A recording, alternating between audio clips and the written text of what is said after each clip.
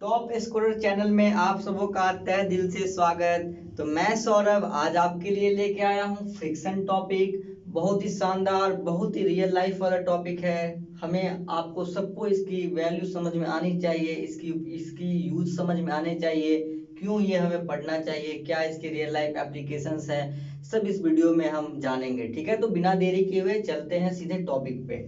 देखिए फ्रिक्शन क्या होता है। सबसे पहली बात, फ्रिक्शन का हिंदी क्या होता है? घर्षण। मतलब घर्षण, एक दूसरे बॉडी में जो घर्षण होता है उसे हम बोलते हैं फ्रिक्शन।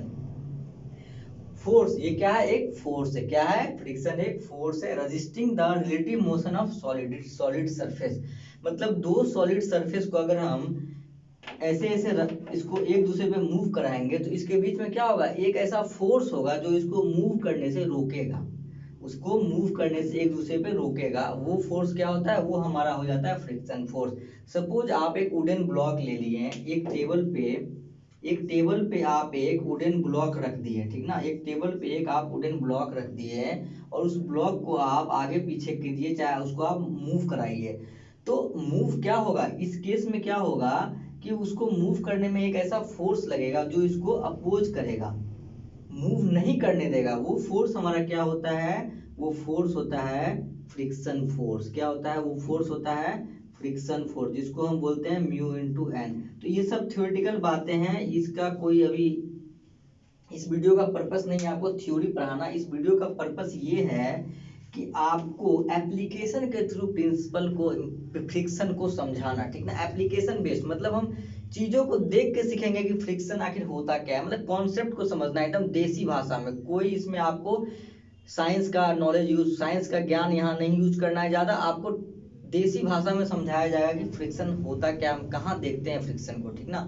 तो चलिए, फ्रिक्शन एक फोर्स होता है पहली बात, जो क्या करता है? मोशन को अपोज करता है। दो सॉलिड सरफेस के बीच में अगर कुछ मोशन करना होता है तो उस मोशन को अपोज करने में एक फोर्स लगता है, जिसको हम फ्रिक्शन फोर्स बोलते हैं। ये चार तरीके का मेनली होता है: स्टैटिक, स्लाइडिंग, रोलिंग और फ्लूइड। स्टैटिक हो गया क्या?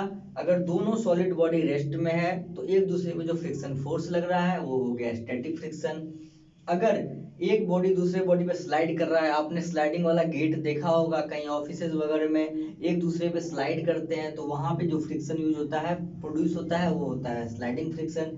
रोलिंग हो गया, जो रोड पे गाड़ी वगैरह चलते हैं, व्हील जो होते हैं रोटेट करते हैं, जहां पे इस तरीके का व्हील क्या हुआ, रोटेट करके आगे जाता है, तो यहाँ पे रोलिंग फ्रिक्शन का प्रोड्यूस होता है, रोलिंग फ्रिक्शन निकलता है, ठीक ना। फ्लूइड फ्रिक्शन, आपने जैसे आप बाल्टी में पानी ले लिए और उसमें हाथ अंदर डालने की कोशिश कर रहे होंगे, तो आपको क्या फील होगा? अंदर से एक फोर्स नजर आ रहा है, अंदर से एक फोर्स आपको रोक रहा है, जो अंदर नहीं जाने दे रहा है अच्छे से इजिली आपका हाथ को। आपको थोड़ा सा ऊपर से फोर्स ज्यादा लगाना पड़ रहा है पानी में हाथ डालने के लिए।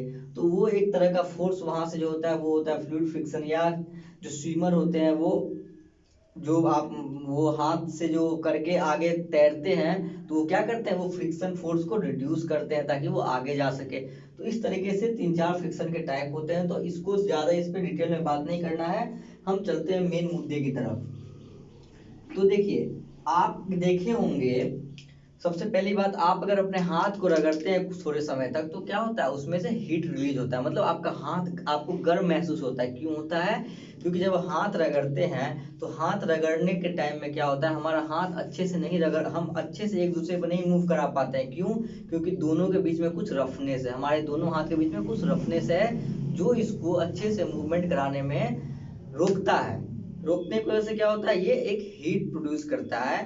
इस और ये हीट क्यों प्रोड्यूस होता है? ये इस फ्रिक्शन की वजह से हीट प्रोड्यूस होता है। अब आप इस हाथ में कोई लुब्रिकेशन, मतलब कोई लुब्रिकेंट यूज कर लीजिए, या कोई सरसों का तेल ही आप लगा करके आप हाथ को ऐसे ऐसे कीजिएगा, तो क्या होगा?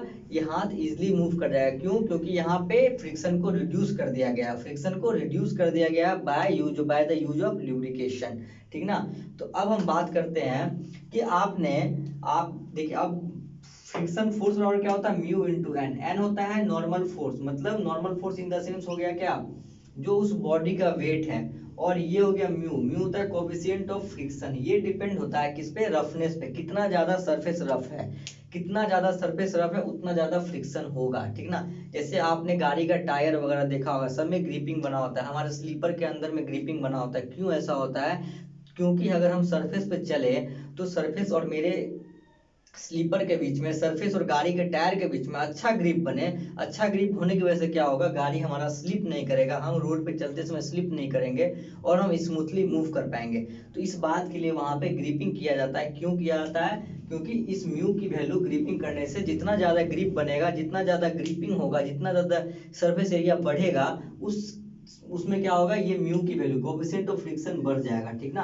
आप देखते होंगे कि स्पोर्ट बाइक के टायर क्या होते हैं, थोड़े वाइड होते हैं नॉर्मल बाइक के कंपेयर में। क्यों वाइड होते हैं? क्योंकि वाइड होने से क्या होगा, उसके जो सरफेस एरिया है वो बढ़ जाएगा। सरफेस एरिया बढ़ने की वजह से क्या होगा, जो ग्रिपिंग है, ग्रिपिंग का भी सरफेस एरिया बढ़ेगा। तो क्या होगा, फ्रिक्शन फोर्स जो है वो बढ़ जाएगा। फ्रिक्शन फोर्स बढ़ेगा तो क्या होगा, हमारा हम जो है गाड़ी को अच्छे तरीके से राइड कर पाएंगे और अच्छे तरीके से हमारा ग्रिप बना रहेगा। हम ब्रेक लेंगे तो जो जो टायर है वो छछलेगा नहीं, जो स्लिप नहीं करेगा और हम इजीली स्मूथली राइड कर सकते हैं ऑल वेदर कंडीशंस में। जैसे कभी बारिश हो गया रोड पे, कभी पानी आता है, कभी कीचड़ होता है। तो इन सब को देख के कंपनियां क्या करती है कि जो टायर को बनाती है वो समझती है कि ये जो टायर है वो तो एक मौसम तो ऐसा है नहीं, कभी कभी रोड पे पानी होगा तो कभी रोड पे कीचड़ होगा। तो हर केस में हो कि टायर जो है अच्छे से काम कर सके, इसीलिए उसको थोड़ा चौड़ा करती है और उसमें ग्रिपिंग करती है ताकि हर वेदर में अच्छे से काम आ सके। क्यों? क्योंकि म्यू को बढ़ा दिया जाता है। तो म्यू बढ़ने से क्या होगा, ये फ्रिक्शनल फोर्स बढ़ जाएगा और फ्रिक्शनल फोर्स बढ़ेगा तो स्लाइड या जो कहते हैं ना स्लिप करना, वो अच्छे से, मतलब वो स्लिप जल्दी नहीं होगा चक्का। ठीक ना। और तीसरी बात अगर हम बात करें फ्रिक्शन की, तो आप देखे होंगे लोग कहते हैं कि घर में जो हम वॉशरूम बनाते हैं, आपके घर में भी वॉशरूम होगा, तो वॉशरूम में लोग टाइल्स का यूज करते हैं। तो हमेशा वॉशरूम वगैरह में टाइल्स कौन सा यूज करना चाहिए, टाइल्स हमेशा यूज करना चाहिए। जैसे क्या, जैसे ये टाइल्स है सब कुछ हमारा, तो एक टाइल्स हो गया पूरा प्लेन होता है, पूरा प्लेन एकदम, उस पर अगर आप पैर रखोगे तो आपको स्लिप करने का चांसेस ज्यादा हो जाएगा। क्यों? क्योंकि इसके ऊपर में कोई रफनेस इस तरह का नहीं है। तो ये जो टाइल्स है, ये टाइल्स आप वॉल पे लगा सकते हो, बट अगर आपको फ्लोर पे कोई टाइल्स लगाना हो तो वहां पे इस तरह का कोई डिजाइनिंग ग्रिपिंग वाला टाइल्स यूज करना ज्यादा अच्छा होता है। क्योंकि क्योंकि घर में जाने के बाद ये होता है, वॉशरूम में जाने के बाद ये होता है कि हमारा कहीं अगर स्लीपर से अगर हम स्लिप कर गए, क्योंकि यहाँ पे अगर हम ये पूरा प्लेन ले लेंगे, अगर पूरा प्लेन लेंगे तो क्या हो जाएगा, म्यू की वैल्यू बहुत कम हो जाएगी। म्यू की वैल्यू कम हो जाएगी तो फ्रिक्शनल फोर्स कम लगेगा। फ्रिक्शनल फोर्स कम लगेगा तो हमारे स्लिप करने के चांसेस बढ़ जाएंगे, हम गिर करके पैर हाथ भी तोड़ सकते हैं। इसलिए इस बात का ध्यान रखना है कि वॉशरूम वगैरह में जो भी टाइल्स लगाएं तो नीचे में ग्रिपिंग वाला लगाए ताकि फ्रिक्शनल फोर्स की वैल्यू बनी रहे और हम स्लिप आसानी से ना करें। ठीक ना। तो ये छोटे छोटे चीज़ों का एप्लीकेशन हमारे रियल लाइफ में बहुत इंपॉर्टेंट है। इन इन चीज़ों को जानना बहुत ज़रूरी है। हम घर के स्टेयर केस में कई लोग क्या करते हैं, कई लोग घर का स्टेयर केस में क्या करते हैं, उसको पूरा प्लेन कर देते हैं। प्लेन इन द सेंस कि उस पर कई कई लोग टाइल्स तक लगा देते हैं, वो एकदम स्लिपरी टाइल्स, जिसपे अगर पैर पड़े ना, अगर अगर गलती से अगर आपका पैर अगर कॉर्नर पे पड़ जाए तो आप सीधे नीचे की ओर गिर जाते हो। तो इस तरह का गलती आप लोग कभी नहीं कीजिएगा। जो स्टेयर केस होते हैं हमारे घर के स्टेयर केस पे भी हमें क्या देना है, हमें ऐसे मटेरियल का यूज करना है जिसपे हम इस फोर्स को ज्यादा से ज्यादा कर सके और ये म्यू की वैल्यू बढ़ सके। म्यू की वैल्यू तभी बढ़ेगी जब यहाँ पे कोई रफनेस वाला मटेरियल यूज करे, जिसके डिजाइन, जिसपे एक अच्छा डिजाइन भी किया हो और वो एक रफ सरफेस प्रोड्यूस करता हो, ताकि हम उस पर चले तो हमारे पैर में और उस सरफेस में अच्छा ग्रिप बने, ताकि हम इस पे से स्लिप करके नीचे ना गिरे।